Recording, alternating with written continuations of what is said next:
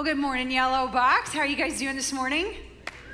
Good. You guys are looking good. Welcome to those joining us digitally as well. It's so good to be here this morning. It's been a while since I've been on stage. I've had the privilege of traveling to some of our other locations, which feels like visiting family. For me, I've been at our Lincoln Park location. I've been at our Lincoln Square location. But I tell you what, there is nothing like being at home.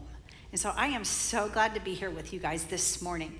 So this is for the parents in the room who have kids going back to school. We survived summer break, guys. Right? We survived summer break. My boys went back to school last week. I feel like after some fits and starts, we're going to be on our track, but I know a few of you guys are going to start tomorrow. But the song of the summer in my household was Old Town Road. Was that the same song going on in your household? Right? And what's funny is my boys, they knew the chorus. They could sing that right along. But then they would get to this part where it's like, got the horses in the back. Like, I don't know what the lyric was there, but it was funny to hear them mumble along. And so I thought we would visit some classic songs that maybe we're all more familiar with to kind of hear maybe there's some lyrics in there we don't quite understand as well. Like this song from Nirvana.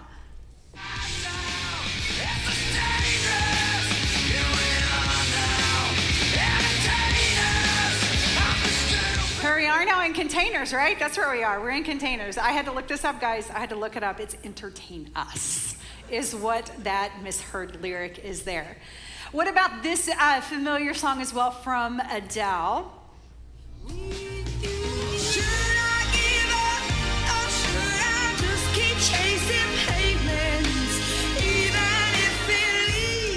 we just chase penguins? Right? It's chasing pavements, but the next time you hear that song, you're going to hear penguins. I know you'll hear it. So if you're not listening closely, some songs, you can mishear those lyrics. And that phenomenon that happens when we mishear something is called a mondegreen. And this is what a mondegreen is. A mondegreen is a misheard word or phrase that makes sense in your head, but is, in fact, entirely incorrect. Right? You think that's what it says, but it's entire. And here's the thing. If it's misheard lyrics, I think it's funny and we can get a little chuckle out of it. But what about when we mishear the words of those around us? We are in our series called How to Bless Your Neighbor. We've been in this series. This is our third week that we're here, and this is all about our mission of helping people find their way back to God. But here's the deal. It's not just community's mission to help people find their way back to God. It's your mission. It's my mission. It is our mission to help people find their way back to God. Every single one of us is called and invited to be on this mission. We can't simply sit on the sidelines and just hope people find their way back to God. We can participate in actually helping people find their way back to God. So during this series, we've been challenging one another to live out this Jesus mission in our day-to-day life. And one of the ways we have discovered that helps with this is by being a blessing. Being a blessing to the people and places that God has put in our life. And this blessing invitation, this isn't anything new. Actually, you can go back to the first book of the Bible in Genesis, where we see God speaking to Abraham, and he's like, you are blessed to be a blessing.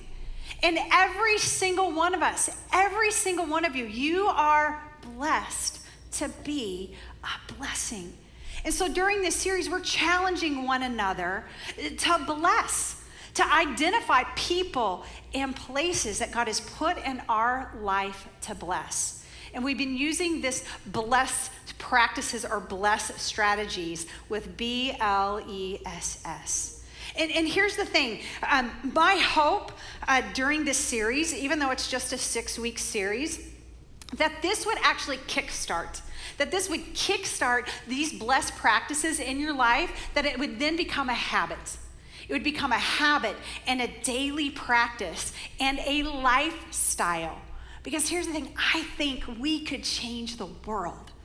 I think we could change the world by blessing people one at a time. I believe that. Now, we challenged you last week to begin with prayer. Begin with prayer and start to pray for the people that God has put in your life or put on your heart to pray for. And you should have got a card if you were here last week that looks just like this. If you didn't get one, you can grab one on your way out. But it's a way to remind you to begin with prayer and to write down the people and the places. You can see that I've got a few people that's already written down here. But these are the names of the people that God's calling me to bless. But who are the names of the people and places that God is calling you to bless?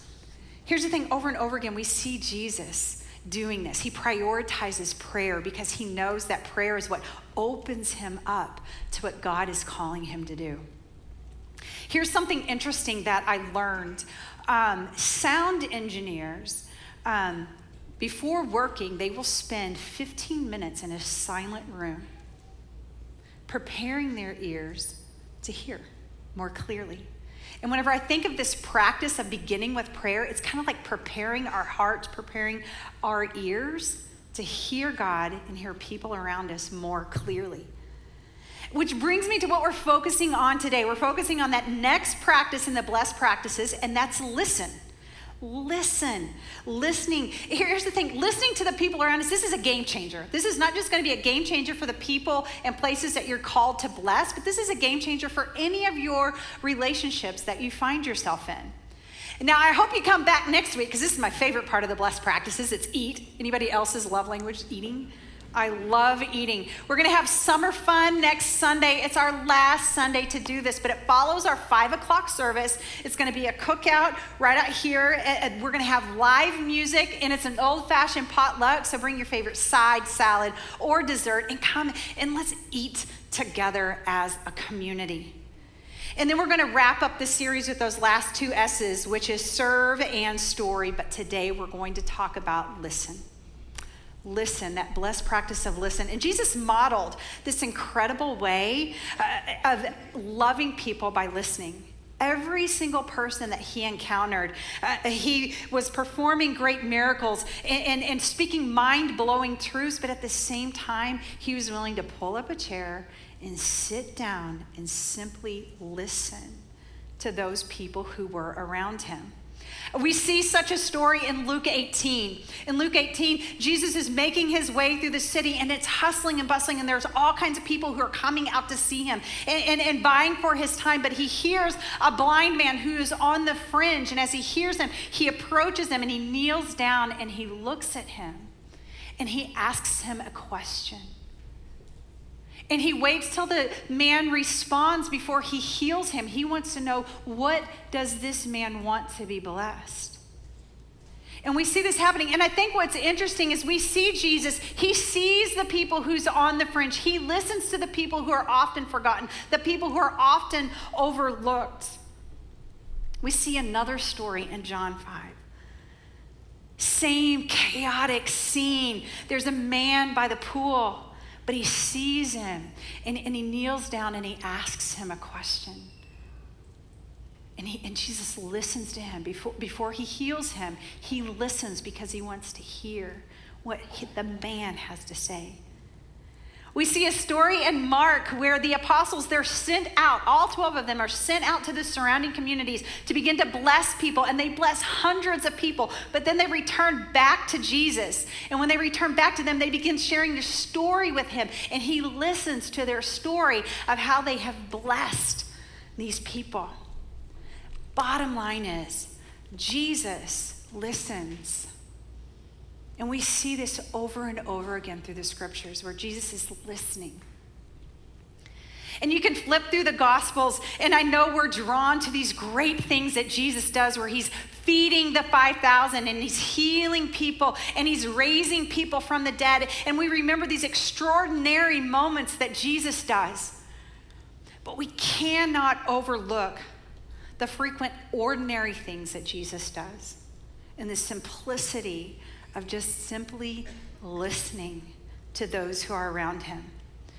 Living a blessed life like Jesus, this journey often is not spectacular. It's a little more regular and day-to-day.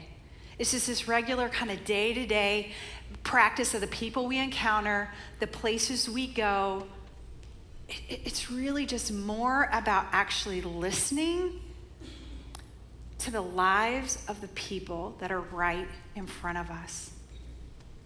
But like we talked about last week when we said beginning with prayer, prayer isn't just talking to God, it's also about listening to God. That's the second half of beginning prayer, is listening. And far too often, I think we just skip right past that moment of just sitting and listening. And here's the deal, if we want to take listening to the people around us seriously, we have to take the time to listen to God, because he's the one that prepares us to hear. There's an amazing story in the Old Testament about the prophet Elijah. And Elijah was on the run. He was having a hard time of it. He had a king that was chasing him. And he found himself holed up in a cave. And he was desperate and he was depressed. And God encouraged him and said, my presence is going to pass by you, but you need to step out of the cave to the side of the mountain. And that's what Elijah did. And so Elijah stepped out there ready to experience the presence of God, and a mighty wind kind of stirred up, but that wasn't God. And then an earthquake happened, but that wasn't God. And then a fire happened, and that still wasn't God. And then finally, in the silence, he heard the whisper of God's presence. And I love this story because that's where we find God often, is in the silent and in the still and in the small. We need to stop. We need to listen. We need to listen to God, and we need to listen to the people who are around us.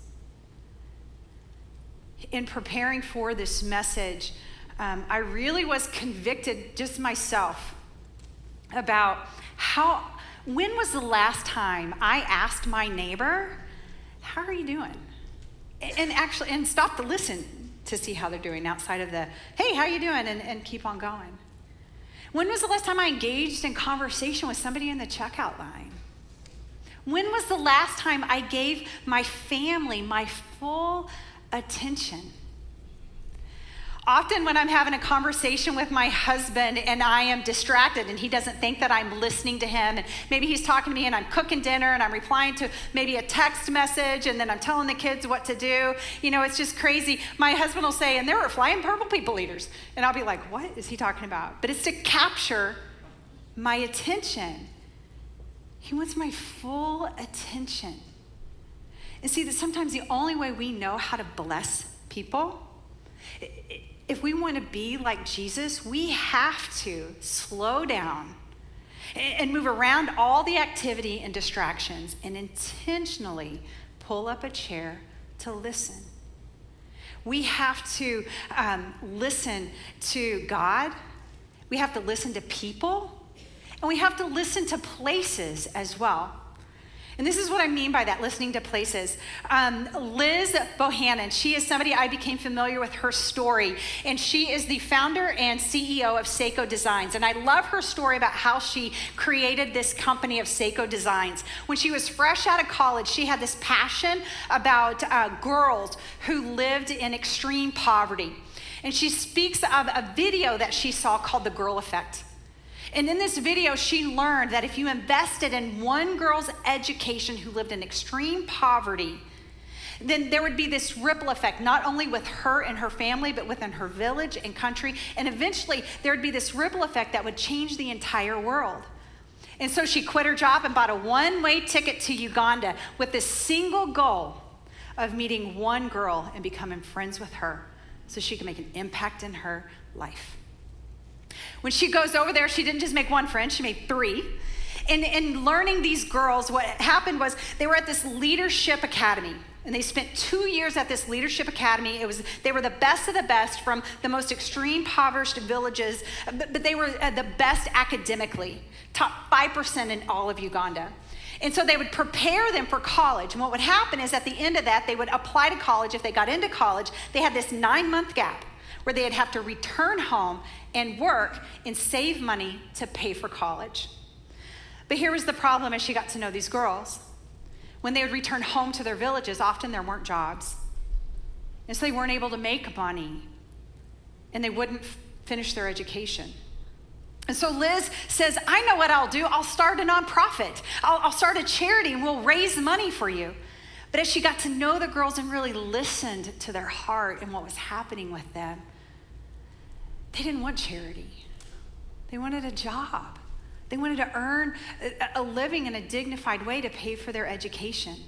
And so out of her listening to them was born this Seiko design. And that was 10 years ago when she went to go make one friend.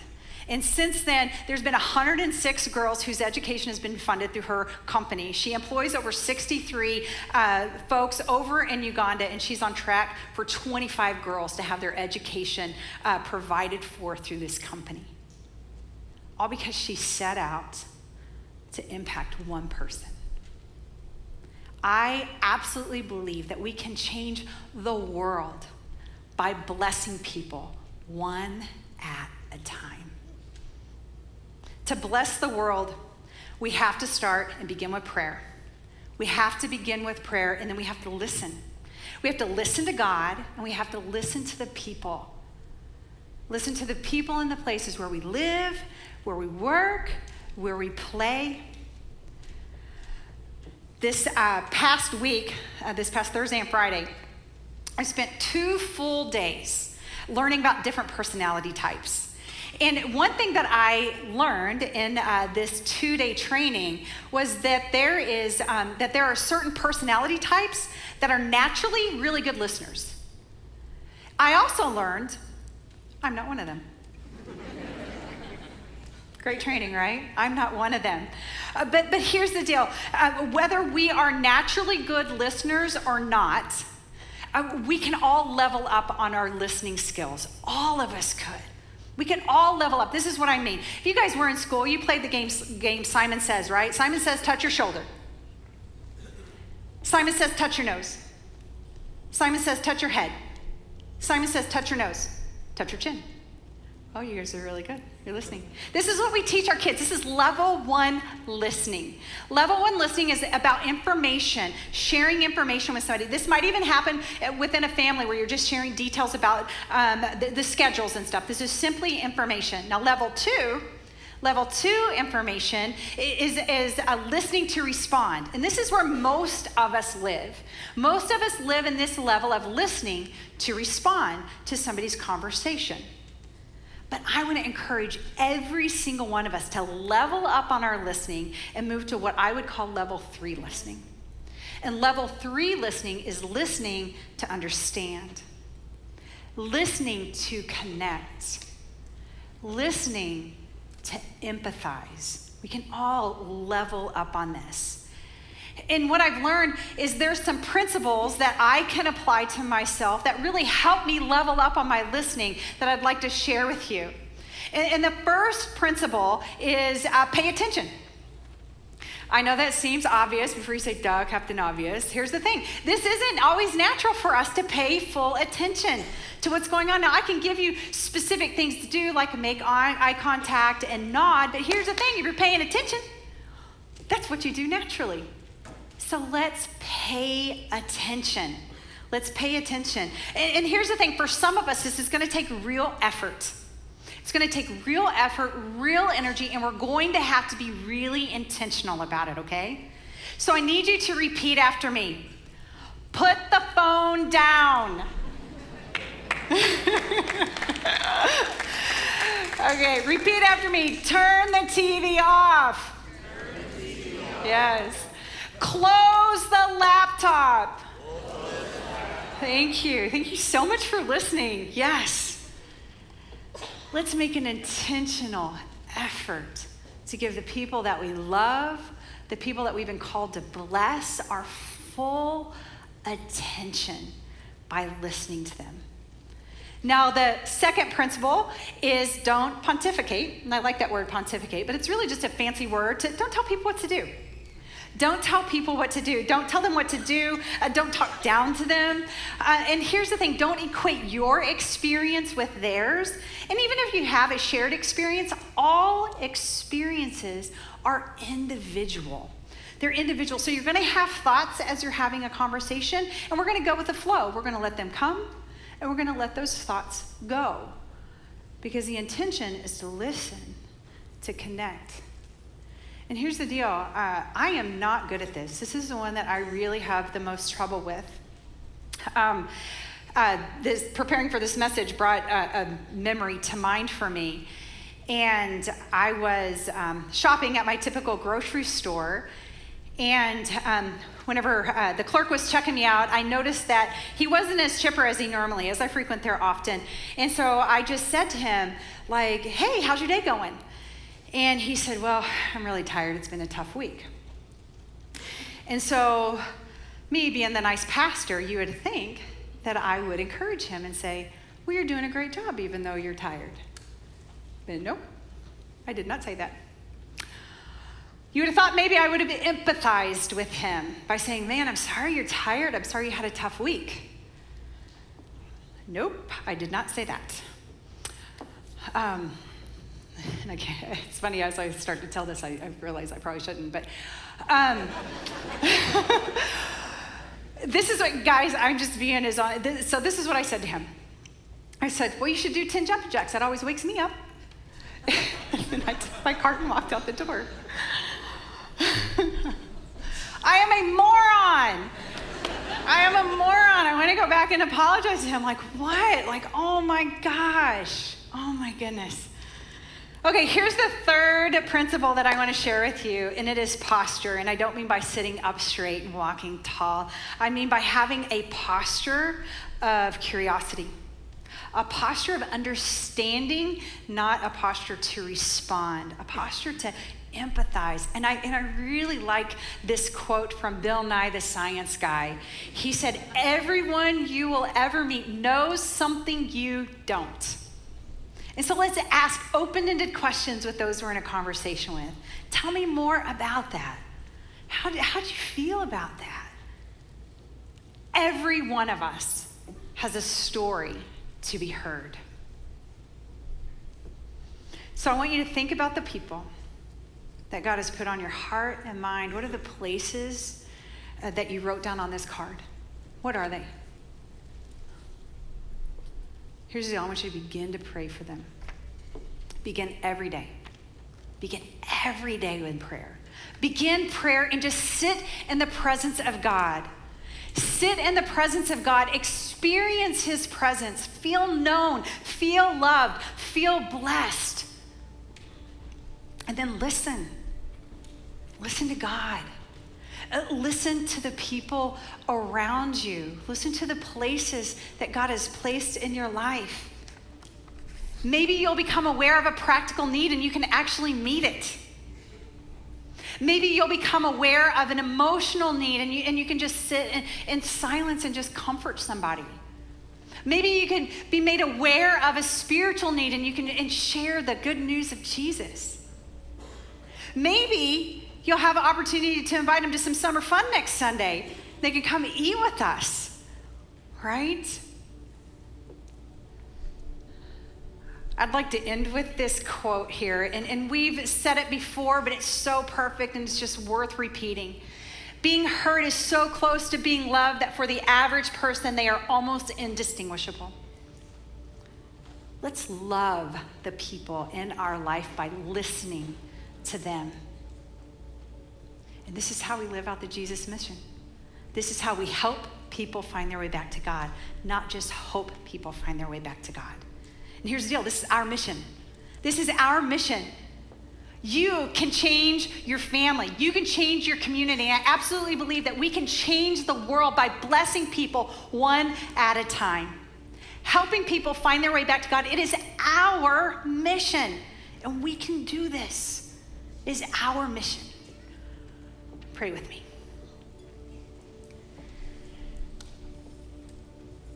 Father, oh man, I just pray for everyone in this room who needs prayer right now. Father, may they just experience your presence just in that undeniable way of that they are seen and known and loved and blessed. They are blessed to be a blessing and they have a gift that they need to share. Father, may they hear that. May they hear that in your voice this morning. Father, give them a vision of what it looks like if every single one of us everybody who can hear my voice, if they just intentionally set out to bless one person, what the ripple effect of that would be. Father, thank you so much for your son, Jesus, who walked this earth and showed us how to do this. And then he sent the Holy Spirit to empower us. And it's in his holy name that I pray. Amen.